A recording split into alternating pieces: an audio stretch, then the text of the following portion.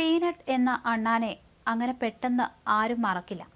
Social ലോകത്ത് വളരെയധികം ആരാധകരുള്ള അണ്ണാറക്കണ്ണനായിരുന്നു പീനട്ട്. എന്നാൽ റാബീസ് ടെസ്റ്റിന് വേണ്ടി പീനട്ടിനെ കഴിഞ്ഞ ദിവസം ദയാവധം ചെയ്തിരുന്നു. അതിന്റെ ഫലം ഇപ്പോൾ പുറത്തു വന്നിരിക്കുകയാണ്. റാബീസ് ഫലം നെഗറ്റീവ് എന്നാണ് പുറത്തു വരുന്ന വാർത്തകളിൽ പറയുന്നത്. ഈ റിപ്പോർട്ടുകൾ പുറത്തു വന്നതോടെ വലിയ വിമർശനങ്ങളാണ് ഉയർന്നു വരുന്നത്. അമേരിക്കൻ തെരഞ്ഞെടുപ്പിൽ പോലും പീനട്ട് അണ്ണാൻ പ്രചരണത്തിന്റെ ഭാഗമായിരുന്നു. വിഷബാധ ആരോപിച്ചാണ് പീനട്ടിനെ റാബീസ് ടെസ്റ്റിന് വിധേയമാക്കിയത്.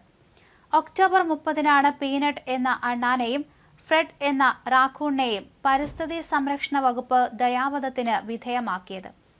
പെൻസിൽവാനിയ അതിർത്തിയിലുള്ള മൃഗശാലയിൽ നിന്നുള്ള റാക്കൂണിനെയും മാർക്ക് ലോങ്കോ എന്നയാൾ വളർത്തിയിരുന്ന പീനട്ട് എന്ന അണ്ണാനുമാണ് ദയാവധത്തിന് വിധേയമായത്.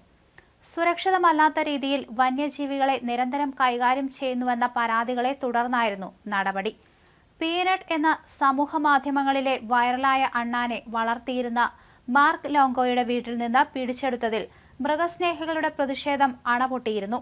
ഇതിനിടയിലാണ് പീനട്ടിന് വിഷബാധ ഇല്ലായിരുന്നുവെന്ന സ്ഥിരീകരണം എത്തുന്നത്. പീനട്ട് ഒരാളെ കടിച്ചതായി പരാതി വന്നതിന് പിന്നാലെയാണ് അണ്ണാനെ പിടിച്ചെടുത്തത്. ഇൻസ്റ്റാഗ്രാമിലും ടിക്ടോക്കിലുമായി ലക്ഷക്കണക്കിന് ആരാധകർ പിന്തുടരുന്ന പീനട്ടിനെ ദയാവധത്തിന് വിധേയമാക്കാൻ പിടിച്ചെടുത്ത ഉദ്യോഗസ്ഥർക്കെതിരെ ഇതിനോടകം തന്നെ വധഭീഷണി അടക്കമുള്ള കാര്യങ്ങളാണ് ഉയർന്നു വന്നത്. വർഷങ്ങൾക്ക് മുൻപ് റോഡ് മുറിച്ചു കടക്കുന്നതിനിടെ പരിക്കേറ്റ അണ്ണാനെ മാർക്ക് ലോങ്കോ എന്ന യുവാവ് ചികിത്സിച്ച് ഭേദമാക്കിയിരുന്നു. പിന്നാലെ പീനട്ട് എന്ന പേര് നൽകിയ അണ്ണാൻ യുവാവിനൊപ്പം താമസിച്ചു വരികയായിരുന്നു. പലവിധ വേഷങ്ങളും അണിഞ്ഞുള്ള പീനട്ടിന്റെ കുസൃതികൾ ഏറെ പേരാണ് ഇഷ്ടപ്പെട്ടിരുന്നത്. പീനട്ടിനെ പിടിച്ചെടുത്ത നടപടിയും ദയാവധത്തിന് വിധേയമാക്കിയ നടപടിയും വലിയ രീതിയിലുള്ള വിമർശനത്തിന് ഇടയാക്കിയിരുന്നു.